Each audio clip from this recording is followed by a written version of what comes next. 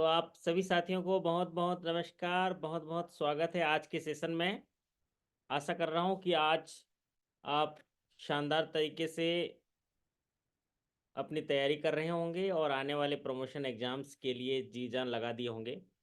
क्योंकि आज देखे होंगे कि जैसा समय की गति है ना, बहुत तेज़ गति से समय जो है गुजरते जाता है। और ख़ास करके अगर आपने कोई लक्ष्य बना लिया, कोई मिशन बना लिया, कोई चीज़ को हासिल करने के लिए आपने एक समय सीमा मिल गया, तो आप देखते ही देखते रह जाएंगे। इस समय बहुत तेज गति से चला जाता है। बहुत बहुत नमस्कार ऋतु किरण जी, बहुत बहुत स्वागत है सभी लोगों से बात करने के लिए, थोड़ी बहुत स्ट्रेटजी साझा करने के लिए और एक दो नई जानकारी देने के लिए आपके बीच में आ गया हूँ।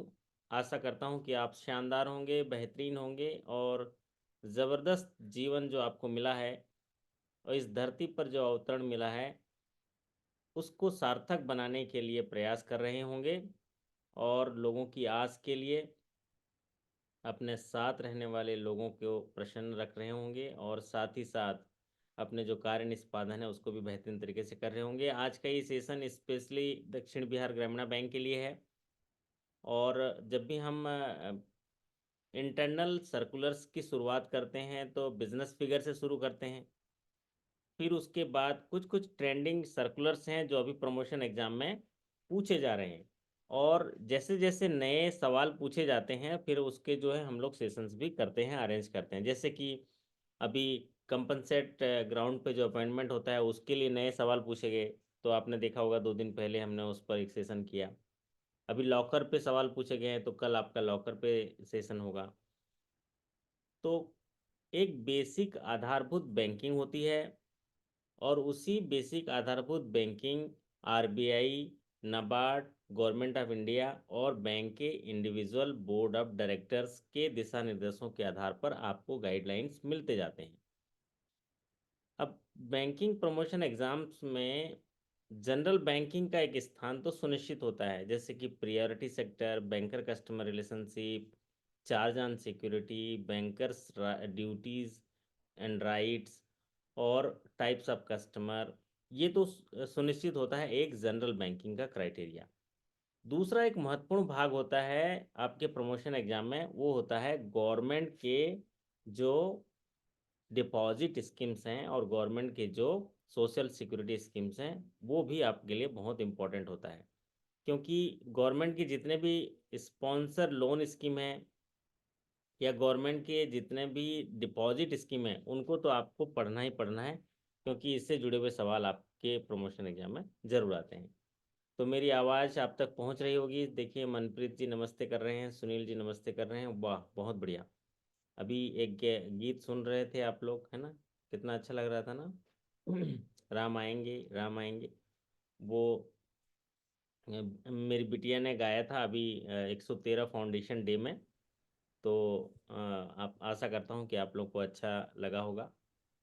और जब भी आपके भी बच्चे होते हैं तो उनको ज़रूर प्लेटफॉर्म दीजिए, मौका दीजिए, या उनके हुनर को पहचान के ज़रूर उनको प्रोत्साहन दीजिए।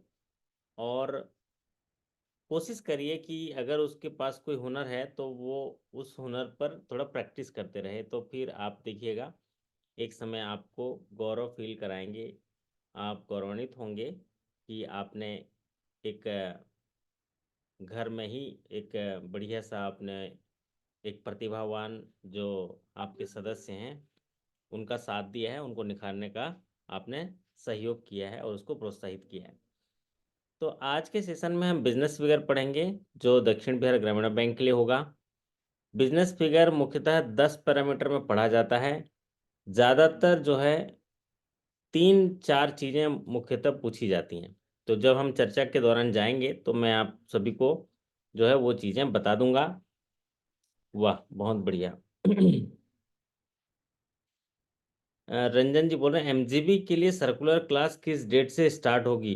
अब रंजन जी कौन सा, मध्यांचल ग्रामीण बैंक का है क्या? मध्यांचल ग्रामीण बैंक का तो आज सेशन हुआ था और 3-4 सेशन हो चुके हैं। आप कहाँ रहते हैं? मध्यांचल ग्रामीण बैंक की बात अगर कर रहे हैं तो मध्यांचल ग्रामीण बैंक के सेशन जो हैं अच्छा, महाराष्ट्र ग्रामीण बैंक की बात हो रही है। ओके, तो नहीं उसका सर, वो पॉलिसी पे हुए थे, सर्कुलर पे नहीं हुए थे। सर्कुलर पॉलिसी, ये क्या है सर? भाई स्टार्ट होगा पॉलिसी से, पॉलिसी से स्टार्ट होगा। जैसे कि अभी पॉलिसीज चल रही है, फिर उसके बाद सर्कुलर देखेंगे, फिर उसके बाद रिटेल स्कीम्स देखेंगे, फिर एमसीक्यू बनाएंगे। और ऐसे डेली होगा, है ना, सेशन डेली होगा, क्योंकि सारे साथी जो है अभी हाल ही में जुड़े हैं एग्जामिनेशन के समय, तो जितना ज़्यादा संभव हो सकता है उतने सेशंस बनेंगे। लेकिन जब दूसरे बैंक के हम सेशंस देखते हैं, एक तो पढ़ने की आदत होती है, साथ ही साथ हमको एक फ्रेमवर्क मिलता है, और उस फ्रेमवर्क में हम अपने बैंक के जो है उस चीज़ों को देख पाते हैं और तैयारी कर पाते हैं। तो चलिए, आज आपको लिए चलता हूँ दक्षिण बिहार ग्रामीण बैंक। तो सभी जो है कुर्सी की पेटी बांध लीजिए, बोर्डिंग कंप्लीटेड। चलते हैं, बिजनेस फिगर हम देखेंगे दक्षिण बिहार ग्रामीण बैंक के लिए।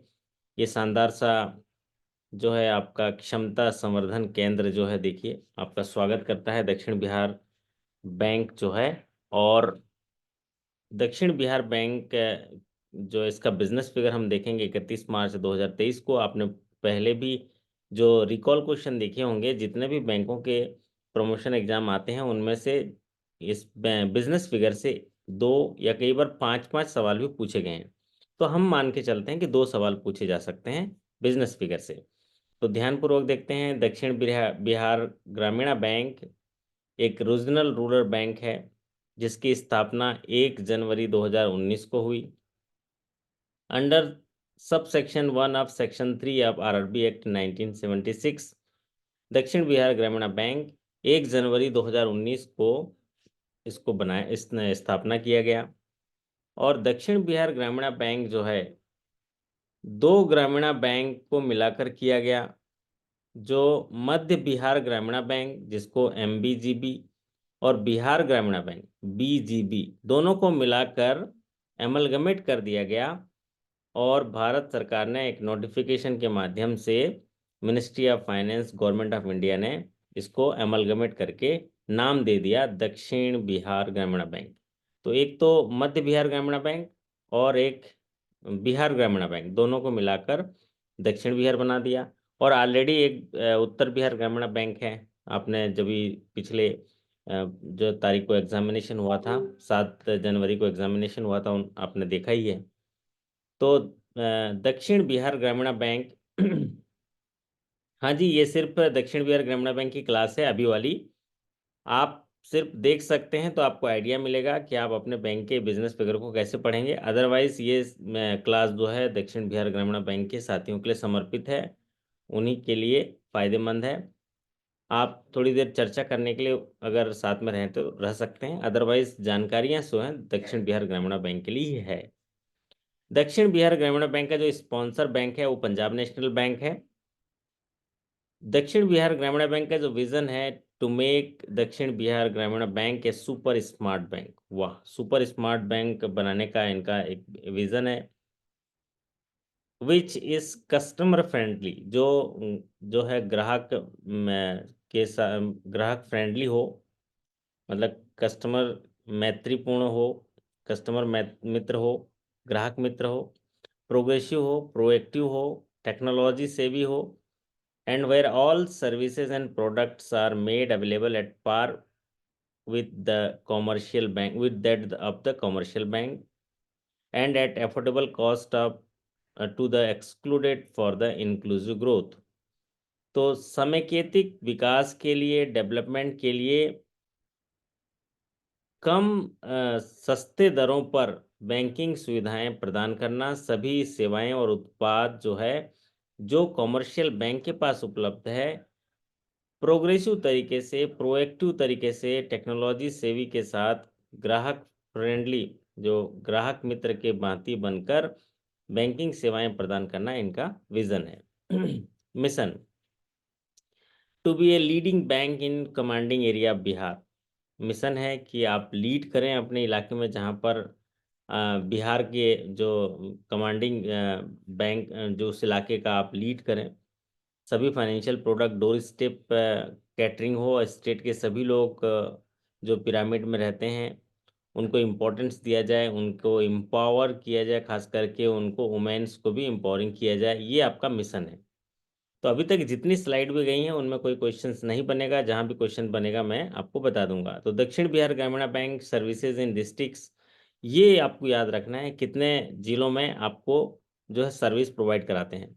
तो आप सर्विस प्रोवाइड कराते हैं 20 जिलों में। तो दक्षिण बिहार ग्रामीण bank has a massive penetration in rural area Bihar, spread across its 20 districts mainly in southern Bihar.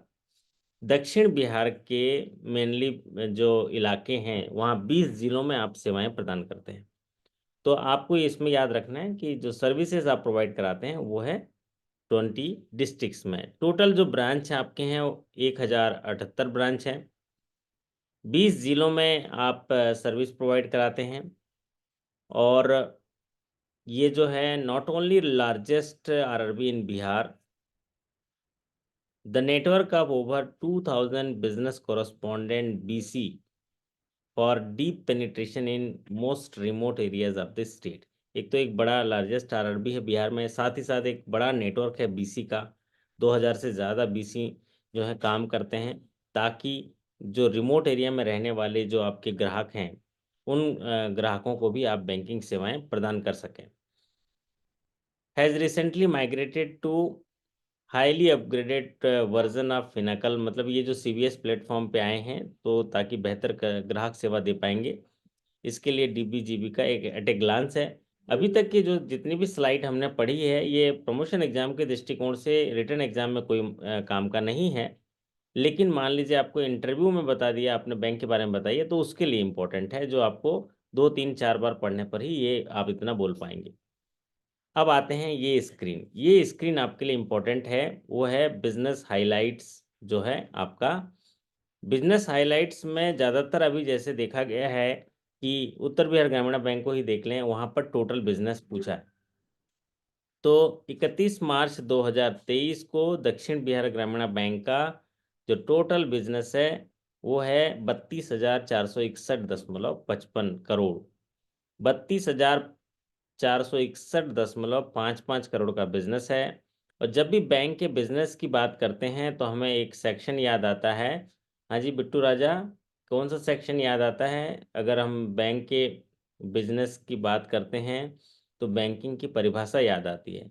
तो बताइए बैंकिंग की परिभाषा कहाँ पर दी गई है, कौन से एक्ट में दी गई है और कौन से सेक्शन में दी गई है बिट्टू राजा? 5वीं बैंकिंग रेगुलेशन एक्ट सर। हाँ देखो कितना अच्छी बात है। ये सवाल हूबहू आता है कि अंडर सेक्शन 5B या बैंकिंग रेगुलेशन एक्ट, जहाँ पर ये डिफाइन किया गया है कि बैंकिंग क्या है। बैंकिंग क्या है? लोगों से जमा स्वीकार करना, उनको सेवाएं प्रदान करना, और जब भी भुगतान मांगे तय समय सीमा पर तो उसको भुगतान देना, साथ ही साथ जो जमा की गई राशि को ऋण के रूप में लोगों को प्रदान करना और इन्वेस्टमेंट करना, ये होता है बैंकिंग की परिभाषा, जिसकी व्याख्या हमारे अंडर सेक्शन 5B या बैंकिंग रेगुलेशन एक्ट 1949 में की गई है। तो आप वही काम आप कर रहे हैं जैसा कि व्याख्या की गई है सेक्शन में। आप डिपॉजिट ले रहे हैं, एडवांस दे रहे हैं। डिपॉजिट आपने स्वीकार किया है 23,484.78 करोड़ का, मतलब इसको हम ये मान के चलें 32,500 करोड़ का आपका टोटल बिजनेस है, तो 23,500 करोड़ जो है डिपॉजिट है, 9,000 करोड़ जो है आपका एडवांसेस है। तो इस तरह से याद करेंगे तो आपको जल्दी याद हो जाएगा। 32,500 करोड़ जो है आपका टोटल टोटल बिजनेस है, 23,500 करोड़ डिपॉजिट है, 9,000 करोड़ आपका एडवांस है। तो अगर डिपॉजिट की बात करें एग्जैक्टली याद रखना है तो 3 4 बार पढ़ना पड़ेगा या लिखना पड़ेगा, तो आपको याद भी हो जाएगा। 23,484.78 crore deposit, grass advances 8,976.77 crore, 8,976.77 crore. Total business जो है 32,461.55 करोड़। तो आपको ये अच्छा भी लग रहा होगा जान के कि हम 31 मार्च को 32,500 करोड़ का कारोबार करते हैं, जिसमें 23,500 करोड़ डिपॉजिट है और 9,000 करोड़ एडवांसेस है। मतलब लोगों ने भरोसा करके हमें 23,500 करोड़ जमा किए और हम जमा राशि का जो है 9,000 करोड़ जो है एडवांसेस के रूप में पब्लिक को हमने दिया है। तो ये आपका परफॉर्मेंस हाइलाइट्स है। अब आते हैं सीडी रेशियो। सीडी रेशियो क्या होता है? क्रेडिट टू डिपॉजिट रेशियो है। क्रेडिट टू डिपॉजिट रेशियो है। हाँ जी ऋतु किरण जी, CD रेशियो जो है आपके डिपॉजिट जो होता है और क्रेडिट का एक रेशियो होता है, मतलब क्रेडिट को हम ऊपर रख देते हैं और डिपॉजिट को नीचे रख देते हैं, और जो अनुपात निकलता है उसको CD रेशियो कहते हैं। CD रेशियो जरा एक बार कैलकुलेट कर लीजिएगा। ये CD रेशियो यहाँ पर जो स्क्रीन पर दिख रहा है ये थोड़ा मिस्टेक हो सकता है, क्योंकि आपका जैसे हम यहाँ पर देखें, बिजनेस है आपका 23,500 करोड़, और सॉरी बिजनेस है 32,500 करोड़, 23,500 करोड़ जो है डिपॉजिट है, और 8,976 करोड़ जो है आपका एडवांसेस है। तो 8,976 करोड़ और 23,461 करोड़, इसको डिवाइड करेंगे तो आपको CD रेशियो आ जाएगा लगभग 40% का आ रहा है। लगभग 40% का आ रहा है। मुझे लग रहा है कि ये वाला जो CD रेशियो है गलती से पिछले साल का आ गया। 31 मार्च 2023 को जो CD रेशियो है 38.43% होगा, क्योंकि आपका एडवांसेस जो है कम हुआ है। तो CD रेशियो जो एक पूछा जाने वाला सवाल रहता है। तो CD रेशियो, हाँ रितु जी, CD रेशियो कैसा है आपका, आपके बैंक का CD रेशियो है 38.43%। आज रितु जी नहीं आई क्या, देखें जरा। हाँ चलिए। हाँ सर हैं। अरे वाह, 38 38 मैंने बताया अभी 43 है, ठीक है, 38.43 है आपका CD रेशियो। ये थोड़ा CD रेशियो कैसे निकाल लेंगे आप लोग भी, ये सेशन के बाद निकाल लेंगे, कि जो आपका एडवांसेस है डिवाइडेड बाय डिपॉजिट कर लीजिएगा। एडवांसेस कितना है आपके हाथ में, कैलकुलेटर है तो आप लोग खुद निकाल लीजिए। अभी आपका देखिए, मैं अभी जैसे अभी 8,976।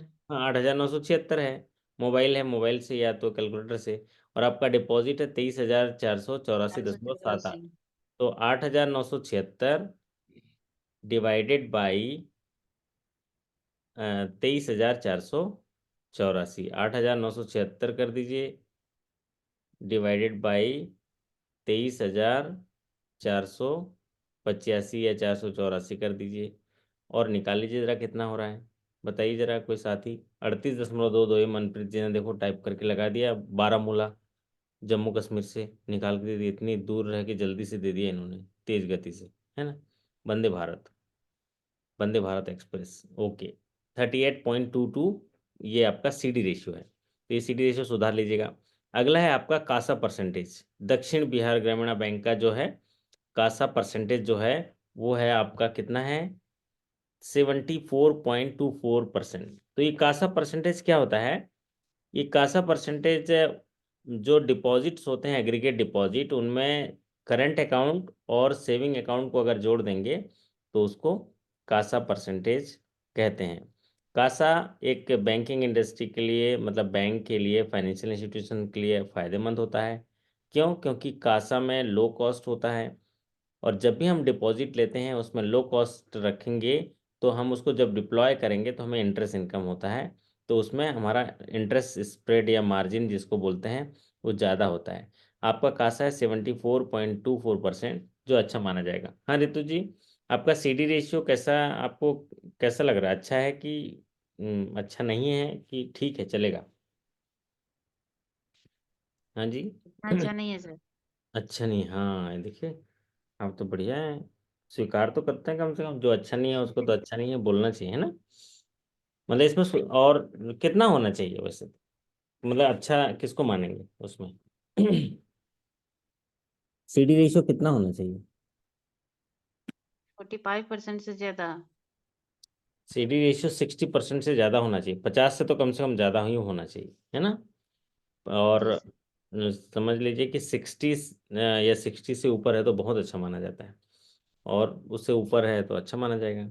60-40 का एक रेशियो होता है, मतलब जो आप 100 रुपये कहीं से लाए हैं डिपॉजिट में, तो 60 रुपीज़ आप लोन दीजिए, क्योंकि आप बैंकिंग कर ही रहे हैं उसके लिए, लोन देने के लिए। और कासा परसेंटेज आपका कैसा है, ये जो स्क्रीन पर है देखो, कासा परसेंटेज ये अच्छा है सर। बहुत अच्छा है ना, ये बहुत अच्छा है, ये तो कमाल है। मैं तो पूछने वाला था। एवरेज कितना होना चाहिए कासा? कासा तो 50% से, मतलब सोचो 35% से ऊपर है कासा तो उसको अच्छा माना जाता है।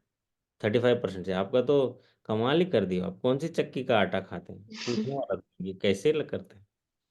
मतलब सोचिए कि आपका 23,500 करोड़ का डिपॉजिट है, 23,500 करोड़ का डिपॉजिट है, जिसमें से केवल केवल 7,000 करोड़ टाइम डिपॉजिट है।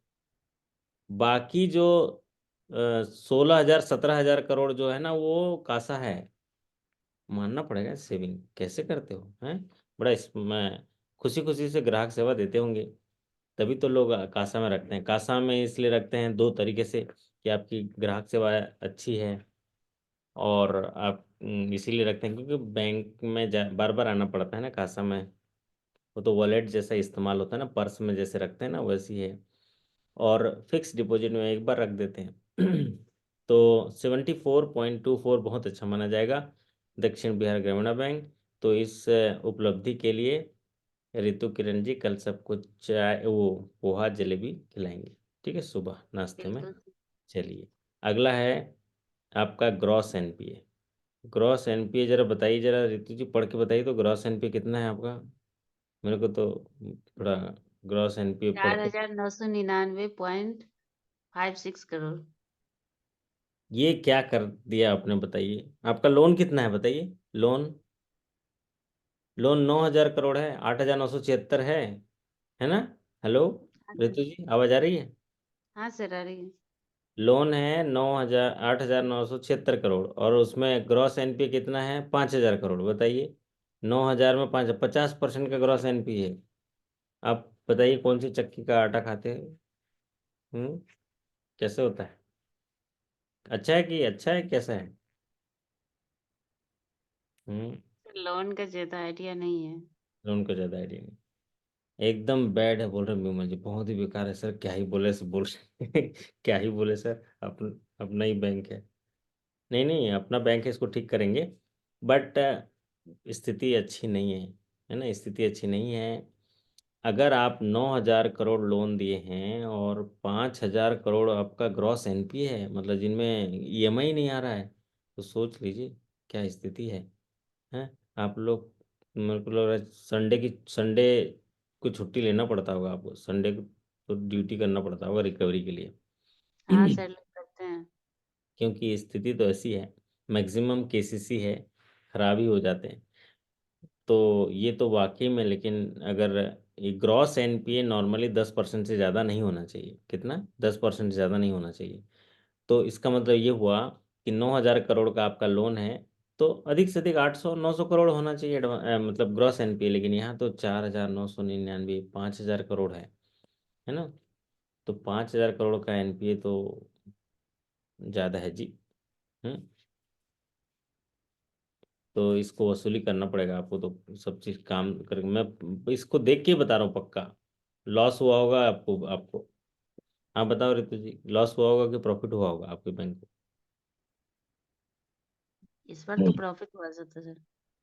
इस बार प्रॉफिट हुआ है। अभी रिडक्शन हुआ है, 39% है अभी अभी वाला, परसेंट। अभी का नहीं आएगा जो एग्जाम में, अभी का। ये तो यही वाला आएगा जो स्क्रीन में पढ़ रहा है। अभी 39 है, तो फिर तो आपका पोहा जलेबी पक्का है सुबह का। क्योंकि अच्छे काम किए हैं तो उसको सेलिब्रेट भी करना बनता है। तो ग्रॉस एनपीए 4,999.56, 44.57% है, जो वाकई गंभीर विषय है। और ये अगर ग्रॉस एनपीए जो है 10% से ऊपर नहीं होना चाहिए। 10% से नीचे है तो अच्छा माना जाता है, 10% से ऊपर हो जाता है तो खराब माना जाता है। आपका तो 50% के आसपास है। अब अगर बात करते हैं नेट एनपीए की, तो नेट एनपीए मेरे को नहीं दिखा वहाँ पर, आपके बैलेंस शीट में नेट एनपीए नहीं दिखा। नेट एनपीए एक ऐसा पार्ट होता है जहाँ पर जो प्रोविज़न घटा देंगे तो बैलेंस शीट में प्रोविज़न देख लीजिएगा। लेकिन चूंकि प्रोविज़न अलग अलग टाइप का होता है, एन एनपीए में जो प्रोविज़न है उसको घटा देंगे तो नेट एनपीए आएगा। तो नेट एनपीए का फिगर डायरेक्टली नहीं दिखा आपके बैलेंस शीट में, इसलिए मैंने छोड़ दिया। आप लोग जब देखेंगे कहीं पर लिखा हुआ तो आप लिख लीजिएगा। लेकिन ग्रॉस एनपीए आपका है 4,999। नेट एनपीए क्या होता है, ग्रॉस एनपीए में से प्रोविजन को माइनस कर देते हैं तो नेट एनपीए होता है। सपोज मान लीजिए आपने किसी को लोन दिया, 100 करोड़ का लोन दिया, 100 करोड़ का लोन दिया, उसने 10 करोड़ पटाया, तो अब बचा 90 करोड़। 90 करोड़ में 2 करोड़ ब्याज लग गया, 92 करोड़। अब क्या हुआ कि वो उसने किस्तें अदा करनी बंद कर दी, तो अब उसका ग्रॉस 2 करोड़ तो ब्याज लगाए थे जो पे नहीं किया, तो 2 करोड़ जो है वापस चला जाएगा यूआरआई में। अब जो उसका एनपीए, यूआरआई क्या होता है सर? यूआरआई अनरियलाइज्ड इंटरेस्ट होता है। जैसे कि मान लीजिए जो एनपीए प्रोविजन और गाइडलाइन क्या बोलता है कि जो भी लोन देते हैं, लोन में ब्याज लेते हैं, ब्याज लेते हैं कि नहीं रितु जी, कि नहीं लेते हैं? ब्याज लेते हैं ना? Yes sir. तो क्या करते हैं, जैसे महीना खत्म हो गया तो आप लोन अकाउंट डेबिट करते हैं इंटरेस्ट से, और इंटरेस्ट कहाँ जमा हो जाता है? ब्याज कहाँ जमा हो जाता है आपके? कहाँ जाता है जी? टाइप करके बताइए जरा, जो साथी जानता हो। हाँ आशुतोष जी, आप बता दीजिए, आप जानते हैं। जब लोन देते हैं तो ब्याज लेते हैं, तो लोन अकाउंट में ब्याज डेबिट हुआ, और वो क्रेडिट कहाँ पर होता है वो? प्रॉफिट एंड लॉस में होता है, इनकम में, इंटरेस्ट इनकम में होगा। अब इंटरेस्ट इनकम हमने बुक कर दिया, इंटरेस्ट इनकम बुक कर दिया। अभी देखो हमारे साथी मिथुन जी बोल रहे हैं प्रोविजन 1121 करोड़, मतलब 1122 करोड़ प्रोविजन है। तो 1122 करोड़ प्रोविजन है, और यहाँ 5000 करोड़ जो है ग्रॉस एनपीए है। तो नेट एनपीए कितना होगा? 1000 घटा दो 5000 में से, मतलब 1200 घटा दीजिए, 1100 घटा दीजिए 5000 में से, तो आपका 3800 करोड़ नेट एनपीए होगा। और 3800 करोड़ भी जो नेट एनपीए है, वो भी कितना है? 36 था, 36% वो भी आ रहा है, 38% वो भी आ रहा है, वो भी खतरनाक है नेट एनपीए। हाँ, तो मैं भी बता रहा था कि जब भी कोई लोन है, लोन में हम डेबिट करते हैं हर महीना इंटरेस्ट, तो लोन अकाउंट डेबिट हो जाएगा, और बैंक का profit and loss account interest credit हो जाएगा। अब मान लीजिए जो इंटरेस्ट हमने डेबिट किया है, वो इंटरेस्ट की रिकवरी पार्टी ने नहीं दी, तो जो प्रूडेंशियल नॉर्म्स कहता है कि अगर कोई इंटरेस्ट आपने प्रॉफिट में बुक किया है और पार्टी ने वो पैसा नहीं दिया, तो वो आपका इनकम नहीं हो सकता। कहने का तात्पर्य है, मान लीजिए आपने 2 करोड़ डेबिट किया इंटरेस्ट, और पार्टी ने ईएमआई नहीं दिया, वो तो 2 करोड़ तो पार्टी के अकाउंट डेबिट किया इंटरेस्ट से पीएनएल में क्रेडिट हो गया, लेकिन चूंकि उसकी वसूली नहीं हो पाई, तो वो आपका इनकम नहीं है। आपको बोला जाएगा कि आप पीएनएल डेबिट करो और उसके लोन अकाउंट में जमा कर दो। क्यों? क्योंकि वो ब्याज की राशि पार्टी के द्वारा नहीं दी गई है, इसीलिए इसको बोलते हैं अनरियलाइज इंटरेस्ट, यूआरआई। ठीक है, ठीक है अब सर। समझ में आया ऋतु जी? हाँ सर। आया, चलो ठीक है। तो ये देखिए कितना बढ़िया जगह है, पीछे स्क्रीन में अच्छी जगह दिख रही ना आपको? हाँ सर। हैं? तो ये इसलिए दिख रही है क्योंकि आपका एनपीए गड़बड़ है। तो ऐसी शांत जगह में जाइए, थोड़ा सा विचार मंथन योगा प्राणायाम करके फिर से रिकवरी में जुड़ जाइए, है ना? तब ये बैलेंस शीट ठीक होगा। इसलिए ये जगह हमने दिखाया है। लक्षद्वीप, वाह, ये हुई ना बात, लक्षद्वीप जैसा जगह है। तो अ, आप लोग सब सफल हो जाएंगे, तो सबको लक्षद्वीप ले चलेंगे इस बार, है ना? और जहाँ जहाँ मोदी साहब जाते हैं, कोई ना कोई बैंकिंग योजनाएं तो लॉन्च करते ही है ना, तो फिर उनका बढ़िया जो है हम लोग ले चलेंगे सबको। अब अगला जो है टारगेट पूरा करिए, सबको ट्रिप मिलेगा लक्षद्वीप की। तो यहाँ पर नेट एनपी की बात आती है। अब आते हैं, ये हुई ना बात, 1078 शाखाएं, 4000 लगभग एम्प्लॉय मिलकर आप 32,000 जो है 461 करोड़ का कारोबार करते हैं। 23,500 करोड़ का आपका डिपॉजिट है, 9,000 करोड़ एडवांसेस है। सीडी रेशियो आपका 38% है, 38.22। कासा परसेंटेज 74% है। लेकिन आपका जो बैंक का नेट लॉस है वो है 909.38 करोड़। 909.38 करोड़ का नेट लॉस है साल का। तो अब बताइए कैसे है रितु जी? अच्छा नहीं है ना ये लॉस तो? नहीं सर। तो 909 करोड़ का लॉस है। नौ सौ क्यों लॉस है उन्नीस बताइए? हाँ सॉरी, 919 करोड़ का लॉस है। क्यों लॉस है? क्योंकि हमारा फायदा किससे होता है?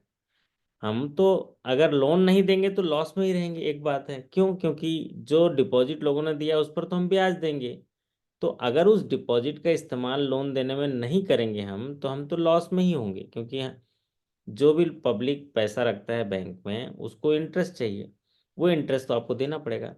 तो इसलिए हमको कमाना पड़ता है, इंटरेस्ट इनकम अर्न करना पड़ता है। तो हम उसके लिए क्या करते हैं, सबसे मेजर इंटरेस्ट इनकम अर्न होता है लोन, लोन ऑन एडवांस। तो एडवांस देते हैं। तो हमारा जो एडवांस दिए 9,000 करोड़, उसमें से 5,000 करोड़ एडवांस खराब हो गया, मतलब उसमें ब्याज आनी बंद हो गई। तो इसीलिए हमारा प्रॉफिट कम हो गया। खर्चा हमारा बढ़ा हुआ है, खर्चा रुपया, आमदनी 5 पैसा, चवन्नी। तो कहाँ से ये हो गया, ऐसे हो गया। तो 5,000 करोड़ जो है उसमें इंटरेस्ट इनकम बंद हो गया, क्योंकि वो ग्रॉस एनपीए हो गया। और प्लस जो आपका 23,500 करोड़ जमा है उस पर तो आपको ब्याज देना ही पड़ेगा, इसीलिए ये लॉस पर चला गया। फिर जो एनपीए होते हैं उनमें प्रोविजन करना पड़ता है। वो तो अभी हमारे एक साथी ने, मिथुन जी ने बताया, 1122 करोड़ का है। तो ये प्रोविजन कैसे होता है, सब स्टैंडर्ड एसेट में है तो अलग प्रोविजन, डाउटफुल में तो अलग, सिक्योरिटी नहीं है तो 100%, लॉस है तो 100%। तो वो सोचो कि अगर 5,000 करोड़ लॉस में चला गया तो आपको 5,000 करोड़ का प्रोविजन करना पड़ेगा। अगर वो 5,000 करोड़ जो एडवांस अभी एनपीए हुआ है, वो अगर आगे आगे जाएगा, अपने सफरनामे को पूरा करेगा, तो वो उसका प्रोविजन बढ़ता जाएगा। बिजनेस पर ब्रांच बिजनेस, आपकी टोटल ब्रांचेस हैं 1,078, और एक ब्रांच जो है 30.11 करोड़ का कारोबार करता है। पर ब्रांच बिजनेस जो है 30.11 करोड़ का है। और पर स्टाफ बिजनेस वो है 7.84 करोड़, मतलब 8 करोड़ का कारोबार करते हैं। हमारे रितु जी अकेले जो है 8 करोड़ का कारोबार करते हैं। रितु जी, आपको पता था रितु जी आप कितना कारोबार करते हैं? नहीं सर। अब देखना, कितना अच्छी बात है ना, प्राउड फील होगा। है ऐसे मेरे को मत समझना, मैं तो 8 करोड़ का कारोबार करती हूँ, और उस 8 करोड़ में 6 करोड़ डिपॉजिट, 2 करोड़ एडवांस, है ना। मतलब आप अपना गौरवान्वित हो सकते हैं कि मैं 10 करोड़ का ना 8 करोड़ का कारोबार करती हूँ, क्योंकि ये बिजनेस पर स्टॉप है, पर एम्प्लॉय। और ये ब्रांच पर बिजनेस है, मतलब पर ब्रांच बिजनेस है 30 करोड़, 30.11 करोड़। मतलब एक ब्रांच आपका 30 करोड़ का बिजनेस करते हैं, एक स्टाफ आपका लगभग 8 करोड़ का बिजनेस करते हैं, 7.84। आपकी जो टोटल ब्रांचेस हैं वो एकदम दक्षिण बिहार में फैले हुए हैं। ये पेड़ देख रहे हैं रितु जी, पेड़, यस सर। इसकी डालियां कैसे फैली हुई हैं ना, ऐसे इधर दक्षिण बिहार तरफ, मध्य बिहार तरफ, इधर कहाँ पटना, इधर कहाँ, इधर कैसे ऐसे फैली हुई हैं। तो वैसी शाखाएं आपकी फैली हुई हैं 20 जिलों में। और नंबर ऑफ ब्रांचेस हैं आपकी 1,078, टोटल डिस्ट्रिक्ट है आपकी 20, टोटल स्टाफ है 4,140, और 1,078 ब्रांच, 20 डिस्ट्रिक्ट, 4,140 स्टाफ मिलकर 32,461 करोड़ का कारोबार करते हैं, जिनमें 23,500 करोड़ डिपॉजिट है, 8,976 करोड़ एडवांसेज है। आपका ग्रॉस एनपीए 4,999 करोड़ है। आपका सीडी रेशियो जो है 38.22% है। आपका कासा जो है 74.24% है। और उसके बाद आप 919.38 करोड़ का नेट लॉस मार्च 2023 में आपका हुआ था। चलिए अब चलते हैं अगले सवाल पर। अगला स्क्रीन क्या कहता है देखते हैं। सीआरएआर, ये भी कहीं सीआरएआर नहीं दिखा, लेकिन ये भी आपको लिखना है। क्रेडिट ये होता है capital to risk weighted asset ratio. Capital to risk weighted asset ratio, जब भी हम लोन देते हैं हर लोन में एक रिस्क होता है।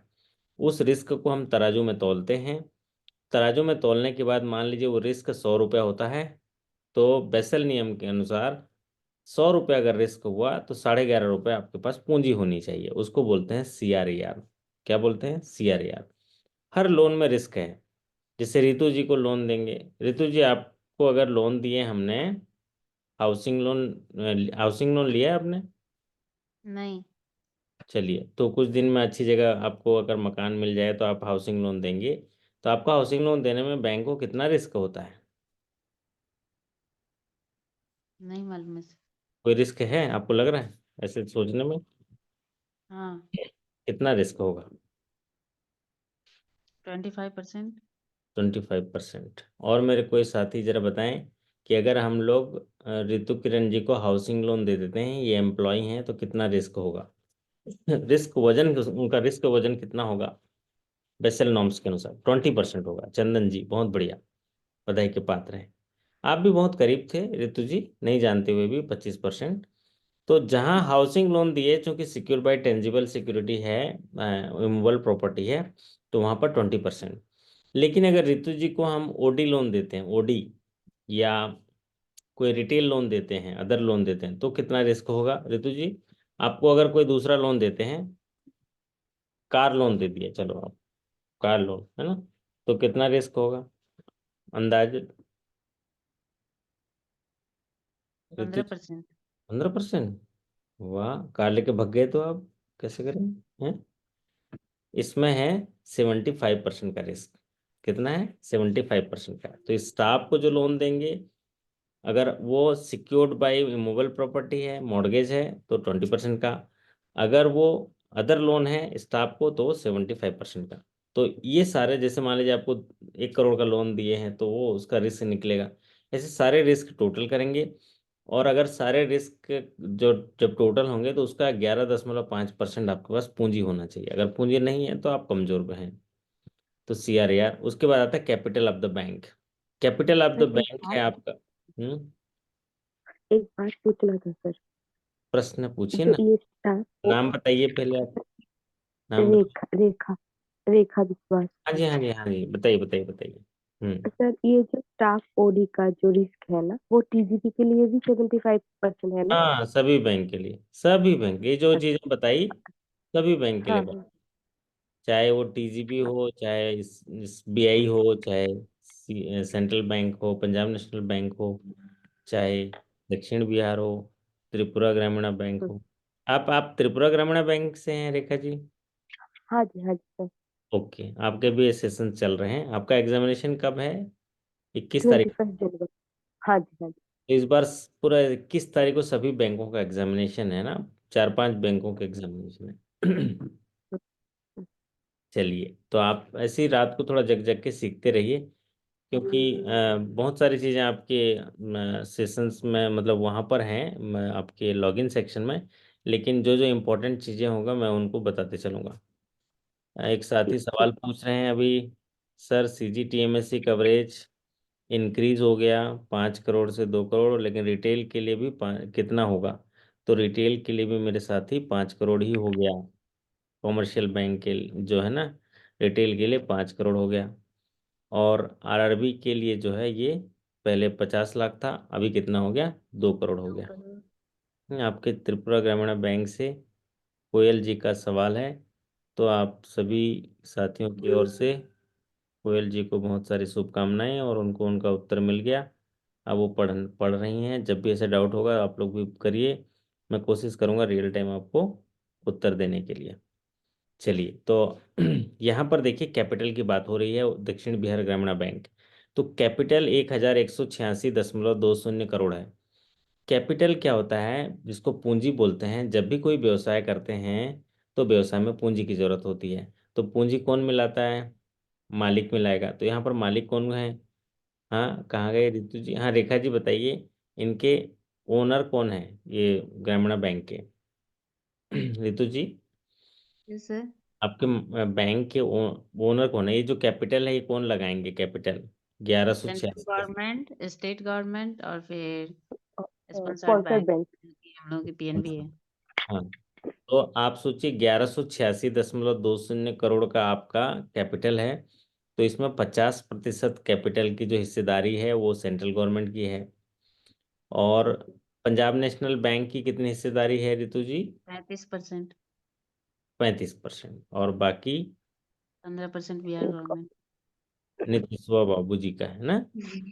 चलिए, तो ये इनका शेयर होल्डिंग पैटर्न है। 50% सेंट्रल गवर्नमेंट, 35% जो है स्पॉन्सर बैंक, और 15% जो है आपका स्टेट गवर्नमेंट। तो अब क्या होगा कि इस कैपिटल डायरेक्टली पूछ ले रहा है आपके यहाँ एथोराइज्ड कैपिटल 2000 करोड़ का है। मतलब दो एथोराइज कैपिटल मतलब ये और कैपिटल जारी कर सकते हैं। लेकिन यहाँ 1186.20 करोड़ है, थोड़ा ऑथराइज कैपिटल 2000 करोड़। 2000 करोड़ है। लेकिन आपका लॉस है ना, लॉस है तो जब लॉस हो जाता है तो पूंजी से भरनी पड़ती है ना, तो इसीलिए ये कम लग रहा है आपका कैपिटल। ठीक है, कैपिटल क्या होता है? मालिकों द्वारा लगाया गया पैसा या बिजनेस से कमाया गया प्रॉफिट बिजनेस में लगा दें तो वो यहाँ पर जाता है ना, कैपिटल पूंजी में लगेगा वो। लेकिन अब अपना प्रॉफिट नहीं हुआ है तो कैपिटल से ही उसको मिटिगेट करते हैं। चलिए अगला, अरे खत्म ही हो गया आपका, है ना। तो आपके समरी इसको जो है देखो, सुबेरा भी हो गया है ना, एकदम बढ़िया। नया नई नई नज़र दिखी कि नहीं आपको? थोड़ा सा अपने बैंक को देखने के बाद नई रोशनी मिली आपको? ऐसा लगा कि कल से हम नए, सुबह जब होगा तो हम नए तरीके से काम करेंगे और कोशिश करेंगे कि हमारे बैंक के लिए कुछ प्रॉफिट अर्न कर पाएं। क्योंकि आप जिस दिन प्रॉफिट अर्न करने के तरीके जान जाओगे ना, खुद ब खुद सोचोगे कि मेरी सैलरी मान लीजिए 1 लाख रुपए है तो मैं बैंक को 2 लाख रुपए का इनकम कमा के दे सकता हूँ, दे सकती हूँ। आप दे पाएंगे। कब दे पाएंगे? जब आप प्रॉफिट कमाने के रास्ते को जानेंगे ऑनेस्टी के साथ। तो अ, अभी समराइज करते हैं। दक्षिण बिहार ग्रामीण बैंक के 1078 शाखाओं के माध्यम से 20 जिलों में काम करते हुए हमारे 4410 जो होनहार साथी हैं, वो 32,461 करोड़ का कारोबार करते हैं, जिनमें 23,500 करोड़ का डिपॉजिट है, 23,484 है, उसको मैं राउंड फिगर में बोल रहा हूँ। 8,976 करोड़ का एडवांस है। सीडी रेशियो 38.22% है। और आपका कासा परसेंटेज 74.24% है। आपका ग्रॉस एनपीए जो है 44.47% है। आपका जो नेट लॉस है वो 919 करोड़ है। आपका जो ये आपका जो पर एम्प्लॉय बिजनेस है 7.8 करोड़ 84 करोड़ है। पर ब्रांच बिजनेस 30 करोड़ 30.11 करोड़ है। तो इसमें ये सारी चीज़ें जो हैं देखा जाए तो इसमें तीन चीज़ें अभी ज़्यादातर पूछ रहे हैं, वो है टोटल बिजनेस। टोटल बिजनेस कितना है आपका? 32,461 करोड़। दूसरा ज़्यादा पूछ रहा है टोटल डिपॉजिट। अब और टोटल डिपॉजिट। फिर पूछ रहा है सीडी रेशियो, जैसे अभी सीडी रेशियो पूछ लिया अभी पिछले ही एग्जामिनेशन में, उत्तर बिहार का सीडी रेशियो। तो इतना आप याद रख लीजिए। जैसे अभी आपका लॉस हुआ है तो लॉस नहीं पूछेगा, प्रॉफिट हुआ रहता तो एक बार प्रॉफिट पूछ लेगा। तो आशा करता हूँ कि एक छोटे से सेशन में आपको एक दिशा मिली होगी, एक कुछ जानकारी की कैसे पढ़ा जाएगा बिजनेस फिगर को। बाकी और डिटेल में पढ़ने की जरूरत नहीं, एक दो चीज़ें जो मैंने बोला वो निकाल लीजिएगा। वो है प्रोविजन कवरेज रेशियो। प्रोविजन तो 1121 करोड़ का है, लेकिन उसका परसेंटेज जो है वो कितना है वो देख लीजिएगा। वो 70% से ज़्यादा होना चाहिए। और दूसरा CRAR अगर कहीं आपको मिल जाए तो वो नोट कर लीजिएगा, capital to risk weighted asset ratio. वो आपके बैलेंस शीट बुकलेट में कहीं होगा, इस जो बुकलेट मुझे मिली थी उसमें नहीं था। तो संघर्ष से कभी डरना नहीं, क्योंकि ये एक कहानी है जो आपके सफलता के बाद सबको सुनानी है। वाह। और ये जब आप सफल हो जाएंगे तो लोगों को सुनने मिलेगा, आप ही के जुबानी है। क्योंकि संघर्ष से कभी डरना नहीं, क्योंकि ये भी एक कहानी है। जब हम संघर्ष से होकर गुजरते हैं ना, तो एक कहानी लिखते जाते हैं, लिखते जाते हैं। फिर जब ना रेखा जी जैसे सफल हो जाएंगी ना, फिर कभी स्क्रीन पर आएंगे, रितु जी स्क्रीन पर आएंगे, फिर बोलेंगे सर, हाँ सर, जब मैं पहले आई थी तो मैं कुछ नहीं जानती थी, मुझे ऐसा लग रहा था कि मैं कैसे ही पास करूंगी, लेकिन धीरे धीरे धीरे धीरे पढ़ते गई, नॉलेज आता गया, अब देखो पास हो गई, बहुत अच्छा लग रहा है, वाह वाह वाह वाह, ऐसे करेंगे, है ना। तो बताइए रितु जी, आपका बिजनेस कितना है, आपके बैंक का टोटल बिजनेस? 32,461 करोड़। वाह, बहुत बढ़िया। और आपका डिपॉजिट कितना है? 23,400। 23,484 करोड़। और आपका एडवांसेस कितना है? 8,976 करोड़। बहुत बढ़िया। देखिए आपको तो याद ही हो गया। आप डायरी में लिख रहे थे क्या, नोट्स बनाते हैं क्या? और बताइए आपका कासा परसेंटेज कितना है? 74 पॉइंट समथिंग। बहुत बढ़िया। संतोष जी आप बताइए आपका सीडी रेशियो कितना है? CD ratio 38 sir. 38.22। 38.22, बहुत बढ़िया। आपका नेट लॉस कितना है? 919 करोड़ 38 करोड़ है सर। 19.38 करोड़, बहुत बढ़िया। और आपका ग्रॉस एनपीए कितना है? Gross NPA. ग्रॉस एनपीए 38 है सर। बहुत बढ़िया। विमल जी नहीं नहीं बताइए। सुने ग्रॉस एनपीए सर वही 5,000 करोड़ के आसपास है सर। 4,999 करोड़ है, 5,000 करोड़ है ना? हाँ सर, हाँ सर। हाँ, विमल जी बताइए, आप कितना बिजनेस करते हो? आप दक्षिण बिहार ग्रामीण बैंक में कितना बिजनेस किया आपने पिछले 1 साल, आप खुद अकेले? हाँ रितु जी बताइए, आप कितना बिजनेस करके घर गए? 7.84 करोड़। हाँ बहुत बढ़िया, आप तो बहुत एक्टिव लिसनर हो आप, है ना? 7.84 करोड़ पूरा याद है आपको। और आपकी एक ब्रांच कितने में बिजनेस करती है? 30 पॉइंट समथिंग। 30.11। 1 करोड़। कमाल है जी, है ना? चलिए, तो ये चीज़ें आपको याद हो गई। अब हम धीरे धीरे, आपके बहुत सारी चीज़ें आ गई हैं मेरे पास। मैं उस सारे जो इम्पोर्टेंट चीज़ों का क्वेश्चन सीरीज के माध्यम से आप लोगों को कंप्लीट करा दूंगा। तो चूंकि बहुत सारे बैंकों का एक साथ एग्जामिनेशन है, तो हम एक सेशन डीबीजीबी का रख देंगे, एक त्रिपुरा ग्रामीण बैंक का रख देंगे, प्रथमा का रख देंगे। जिस समय आपके बैंक का सेशन नहीं हो रहा होगा, तो आप लॉगिन सेक्शन में जाके जनरल बैंकिंग के टॉपिक पढ़िएगा। पढ़ने का तरीका ऐसा है, जैसा कि आप जान रहे हैं रिकॉल क्वेश्चन में से कि प्रियोरिटी सेक्टर के क्वेश्चंस आ रहे हैं, तो आप प्रियोरिटी सेक्टर का वीडियो जाके देख लीजिएगा और अपने रजिस्टर में टिक लगा दीजिए कि मैंने इसको पढ़ लिया। फिर उसके बाद बैंकर कस्टमर पढ़ लीजिएगा, फिर उसके बाद ट्रस्ट अकाउंट पढ़ लीजिएगा, फिर उसके बाद नॉमिनेशन पढ़ लीजिएगा, फिर उसके बाद माइनर पढ़ लीजिएगा, फिर उसके बाद कंपनी अकाउंट पढ़ लीजिएगा, फिर उसके बाद बैंकर कस्टमर रिलेशन पढ़ लीजिएगा, फिर चार्ज ऑन सिक्योरिटी पढ़ लीजिएगा, सरफेसी पढ़ लीजिएगा, डीआरटी पढ़ लीजिएगा, फिर उसके बाद आप जो है डॉक्यूमेंटेशन पढ़ लीजिएगा। फिर इस तरह के आपको एक एक चीज़ को पढ़ना पड़ेगा। आप उस चीज़ को देखिए, जब जब हम स्कूल कॉलेज में पढ़ते थे तो साल भर पढ़ते थे, एग्जामिनेशन देते थे, हेलो तब सर। तब जाके हम 70% लाते थे। हाँ संतोष जी बताइए।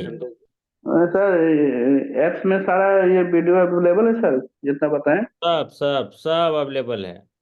हरि अनंत हरि थैंक कथा अनंता, इतना अवेलेबल है यू। कि रिटायरमेंट तक पढ़ते रह जाइएगा, है ना? 3,500 कंटेंट है। लेकिन मैं जितनी सारी चीज़ें बता रहा हूँ, सारी चीज़ें अवेलेबल हैं और अपडेटेड होंगी। ठीक है? जैसे कि okay sir, okay sir, thank you. Government sponsor schemes available है, सोशल सिक्योरिटी स्कीम्स अवेलेबल है। आप सर सर्च बटन का इस्तेमाल करिएगा, जाके वहाँ टाइप करिएगा हाँ सर, हाँ प्रधानमंत्री सर, सर। पीएम कुसुम, आ जाएगा। फसल बीमा योजना आ जाएगा, ठीक है, thank you sir, thank you. Karma योजना आ जाएगा, सब आ जाएगा। यानी तो मुझे हल्ला करिएगा ऐसे करके, वो गूगल में जाके हेलो सर कैसे हैं, मुझे ये चाहिए, मैं खटाक से दे दूंगा। ठीक है? Thank you sir. ठीक है रितु जी, सबका धन्यवाद कर दीजिए अपनी जुबानी, क्योंकि स्ट्रगल से आप डरते नहीं हैं। ये होगी आपकी कहानी और सफल होने के बाद ये आप ही को है बतानी। तो सबको धन्यवाद कर दीजिए आपकी जुबानी। रितु किरण जी। थैंक यू आप सभी को। आप सभी को धन्यवाद कर रही हैं रितु जी कि आपने ध्यानपूर्वक सेशन को पढ़ा, सुना, और जो आंकड़े बताए गए उनको आपने ध्यान में रखा।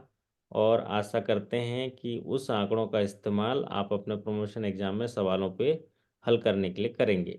आप सभी के अच्छे कार्य निष्पादन, बेहतर स्वास्थ्य, शानदार सफलता की कामना करते हुए एक नए उजाले की आस के साथ और आपके सार्थक प्रयास के संभावित सफलता के आस के साथ मैं आपसे विदा लेता हूं। आप सभी से फिर मुलाकात करेंगे कल, तब तक के लिए धन्यवाद, नमस्कार, शुभ रात्रि, thank you so much, good night. Good night sir.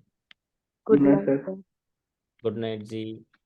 थोड़ा प्रार्थना करके सो जाइएगा और अपने मन मस्तिष्क को एक काम दीजिएगा कि सर जितना पढ़ाए उनको याद रखना, और जितने नए क्वेश्चन हो सकते हैं खोज के रखना। आपका दिमाग नहीं सोता है, उसको ऑर्डर करिए, आप बस उसको काम दे के रहिए। आप सो जाइए, वो काम करता रहेगा। Okay, good night, bye bye. Nice.